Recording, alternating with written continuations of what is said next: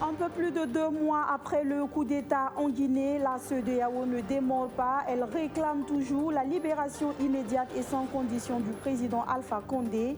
Quant à la situation malienne, elle rappelle aux autorités la nécessité du respect du calendrier de la transition pour la tenue des élections le 27 février 2022. Ce sont là quelques-unes des conclusions du sommet extraordinaire sur les 2 pays tenus par la CEDEAO le 7 novembre dernier au Ghana. Au Burkina Faso, l'ancien Premier ministre Luc Adolphe Thiaw redescend dans l'arène politique avec son parti le RPD à travers le Rassemblement patriotique pour le développement lancé ce 6 novembre. Thiaw invite les Burkinabés à s'unir pour bâtir. Et puis, l'on retiendra que le Burkina Faso est passé à côté du 33e tour du Faso. Une étape gagnée sur 10, le maillot jaune est revenu à l'Allemand Daniel Bichmann pour le compte de l'équipe suisse. Mesdames, Messieurs, bonjour. Ravi de vous retrouver. Vous faites bien de nous choisir pour vous informer. Très préoccupés par la situation au Mali et en Guinée, 2 pays dirigés par des juntes militaires après un coup d'État, la conférence des chefs d'État et de gouvernement de la communauté économique des États de l'Afrique de l'Ouest s'est réunie ce 7 novembre à Accra, au Ghana. Les échanges ont porté sur l'évolution de la situation politique en Guinée et au Mali. Au sortir de ce sommet extraordinaire, les chefs d'État ont convenu, entre autres, du maintien de la suspension de la Guinée de toutes les instances de la communauté, outre l'interdiction des voyages et le gel des avoirs financiers des membres du CNRD et de leurs familles jusqu'à la restauration de l'ordre constitutionnel. La CEDEAO qui réclame aussi la libération immédiate et sans condition du président Alpha Condé a rappelé aux autorités de la transition malienne la nécessité du respect du calendrier de la transition, notamment la tenue des élections prévues pour le 27 février 2022. Politique toujours, et on parle du lancement du RPD, le Rassemblement patriotique pour le développement de Luc Adolphe Thiaw. À travers cette trouvaille lancée ce 6 novembre à Ouagadougou, l'ancien Premier ministre sous l'ère Compaoré, qui redescend ainsi dans l'arène politique après avoir démissionné du CDP, veut rectifier le tir et au-delà participer à la lutte contre l'insécurité et à la quête de la cohésion sociale. C'est une salle archi-comble du CBC, le Conseil burkinabé des chargeurs, qui a accueilli le fondateur du RPD à l'occasion, nous dit Archimède Boy.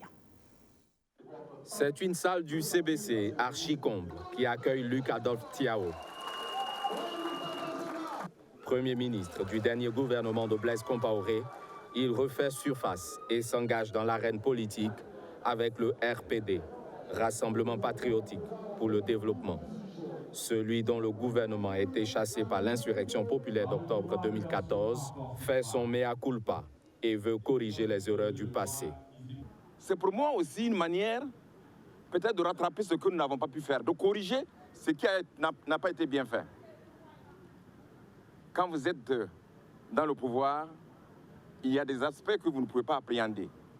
C'est pourquoi j'ai dit que j'ai fait l'expérience du pouvoir, j'ai fait l'expérience d'une opposition bien connue, donc je suis bien placé pour apporter des solutions qui puissent réconcilier des Burkinabés. Avec cette nouvelle formation politique, Luc Adolphe Thiaw veut faire de la sécurité et de la réconciliation nationale ses priorités. La question de la sécurité est fondamentale pour notre parti. Elle va avec la question de la réconciliation qui sont les 2 questions majeures à l'ordre du jour de l'agenda politique du Burkina Faso. La création de ce parti intervient au moment où se déroule le procès de l'assassinat du président Thomas Sankara. Un procès pour lequel l'ancien Premier ministre souhaite toute la vérité. Je souhaite que la justice soit dite, que le droit soit dit, et qu'après ce procès, nous tirions tous les enseignements qui vont permettre à notre pays d'éviter que de telles situations ne se reproduisent et que nous puissions nous pardonner les uns et les autres et aller toujours de l'avant. S'unir pour bâtir est le slogan de ce jeune parti qui n'est pour l'heure ni de la majorité ni de l'opposition, indique son président.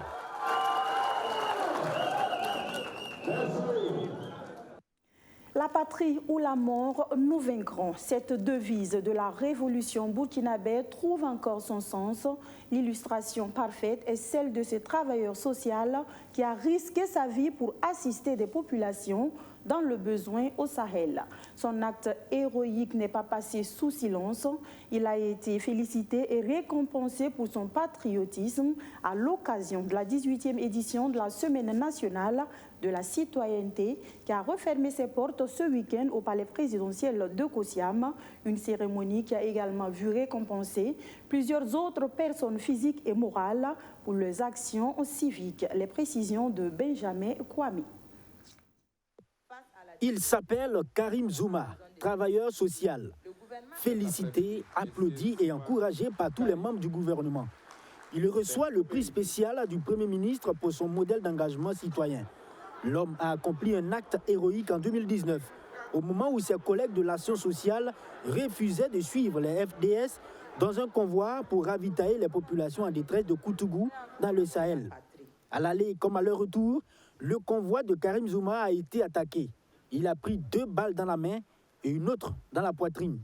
Mais est resté debout. Il reçoit une enveloppe financière de 625 000 francs CFA et bien d'autres lots. Il est heureux pour cette reconnaissance de la nation à l'occasion de la Semaine nationale de la citoyenneté. Ce n'était pas facile. Moi, je suis très heureux, très content parce que je sens que la nation m'est reconnaissante.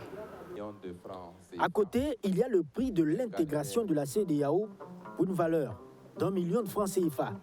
Plusieurs autres personnes morales et physiques ont été distinguées pour des actions visant à sensibiliser ou faire des plaidoyers sur les bonnes pratiques de citoyenneté. Ils concernent par exemple les jeux concours dans les lycées. Ils ont regroupé 1251 élèves. Ce vendredi 5 novembre, 42 élèves sont distingués. Et Nancy Bama repart avec le premier prix national. J'ai été désignée comme citoyen exemplaire au jeu concours du civisme. Ça représente beaucoup de choses pour moi. Je suis très contente et je compte sensibiliser les autres pour qu'ils respectent les droits et les devoirs du citoyen. L'arrondissement 12 de Ouagadougou est sorti avec le prix le plus éco-citoyen. Tous repartent désormais en étant des ambassadeurs du civisme. La CENAC vise donc la valorisation de bons exemples d'engagement civique au profit de la collectivité et de la patrie.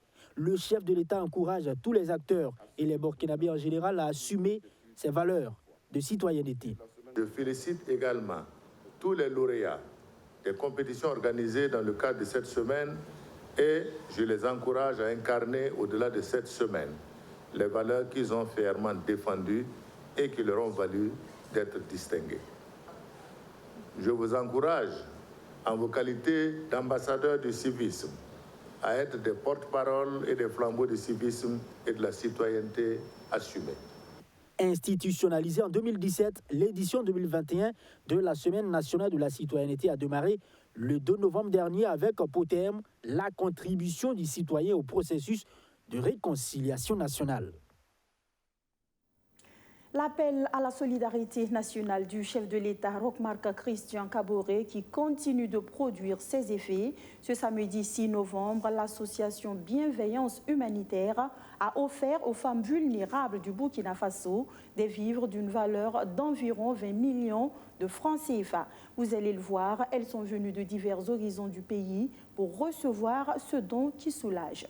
Les précisions de Alexis Belmnapa. En ces moments difficiles que vit le Burkina Faso, à bien de niveaux, le pays peut compter sur ses partenaires. ONG, associations, elles multiplient les initiatives afin de soulager des millions de personnes dans le besoin. Il y a quelques semaines, le chef de l'État, Roch Kaboré, a lancé le programme national de solidarité.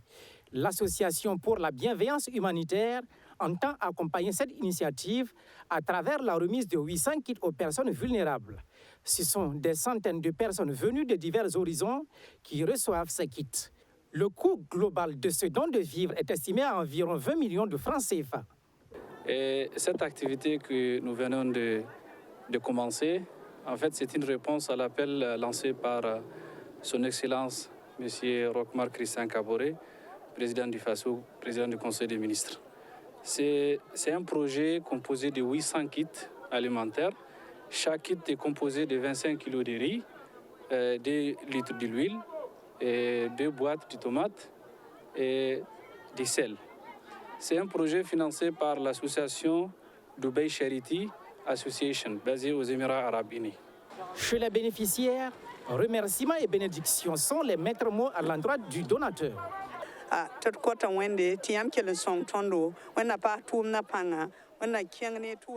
Nous implorons Dieu pour que vous ayez toujours la force et les moyens de subvenir aux besoins de l'orphelin et de la veuve. Nous sommes très heureuses. Que Dieu vous le rende au centuple. Le directeur de cabinet du président du FASO présent à cette cérémonie traduit la gratitude du gouvernement à l'association pour la bienveillance humanitaire.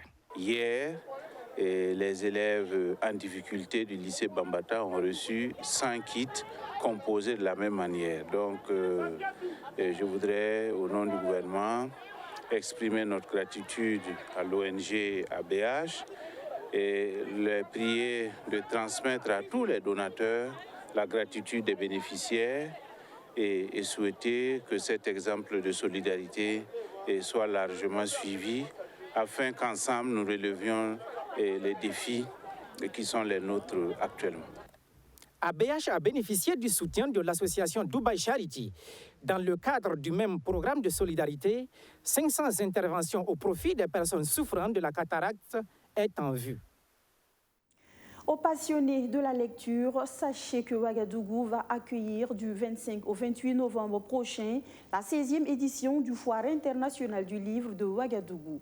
Un cadre pour encourager les professionnels de la filière à améliorer leur contribution au développement de l'industrie du livre burkinabé. C'est le ministère en charge de la culture, initiateur de cette rencontre, qui a annoncé les couleurs de cette Philo 2021. On apprend dans la foulée qu'une centaine d'exposants sont attendus.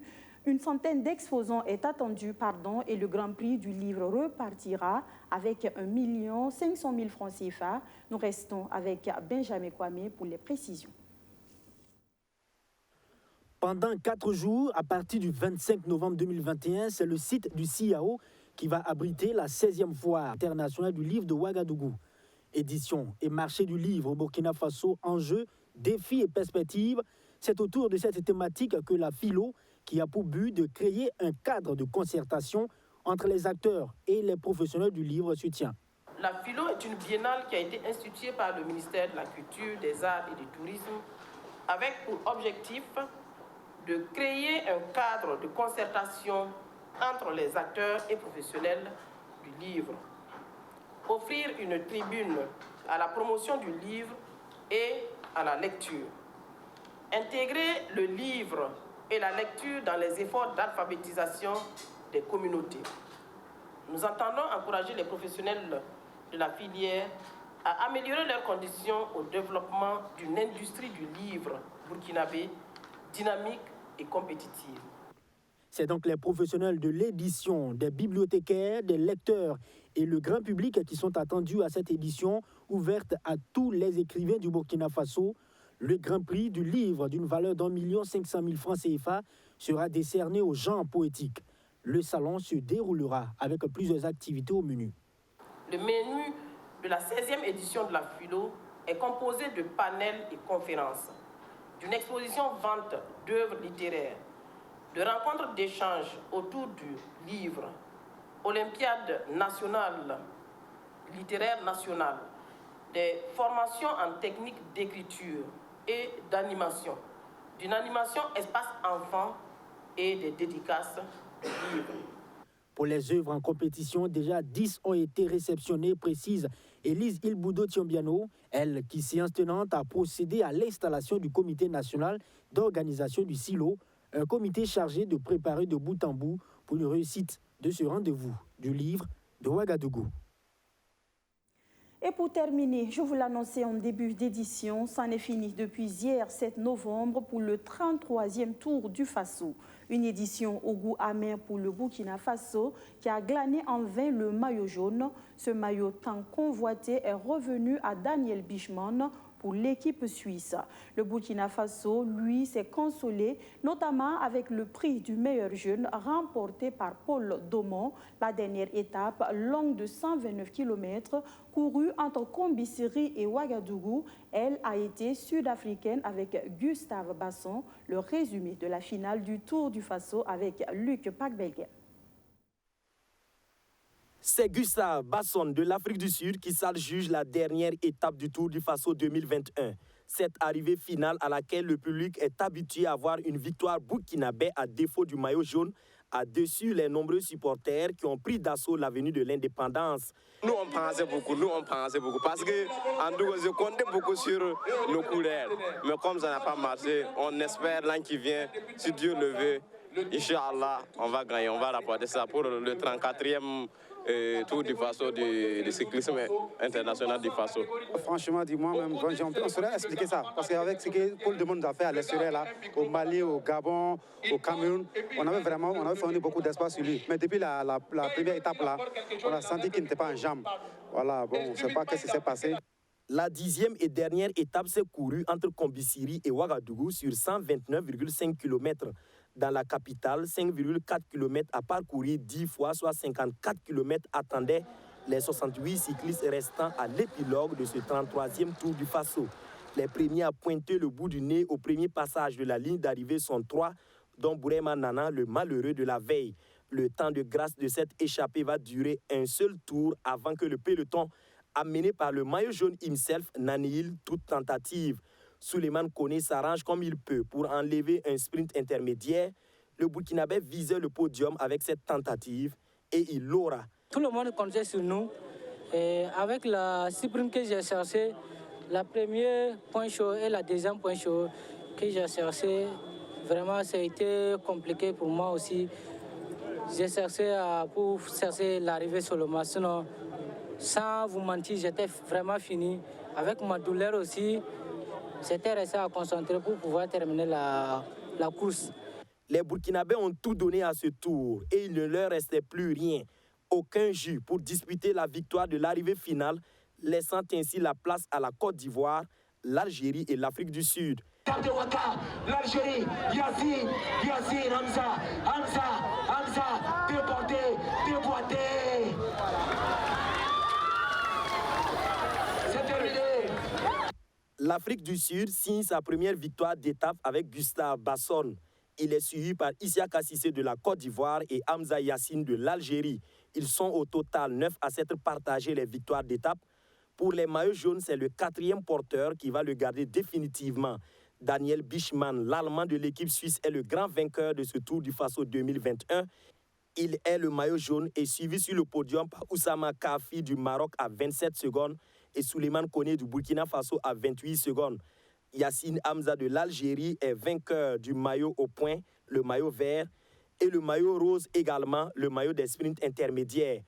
Paul Daumont est le meilleur jeune et 5e au classement général. Au total, 1276 km ont été parcourus en 27 heures, 12 minutes 54 secondes, soit une vitesse moyenne générale de 46,899 km/h. Rarement un Tour du Faso n'est allé aussi vite. 82 cyclistes de 15 équipes venant de 13 pays ont pris part au départ. À Banfora, pour 68 coureurs à l'arrivée finale à Ouagadougou, soit 14 abandons. Le dernier cycliste au classement général est le Béninois Romial Soudi. La meilleure équipe de ce Tour du Faso est le Maroc, suivi du Burkina Faso et de la team Kibag au bord de la Suisse. Voilà, mesdames, messieurs, c'est sportivement donc que prend fin cette édition de la mi-journée sur BF1. Merci de nous avoir reçus chez vous. L'information revient à 19h30 avec Kwame Hervé Dapa et à 20h10 en langue nationale morée. Quant à moi, je vous retrouve demain, même heure, même canal, pour un autre point de l'actualité. D'ici là, ne zappez surtout pas, nos programmes se poursuivent. Bonsoir.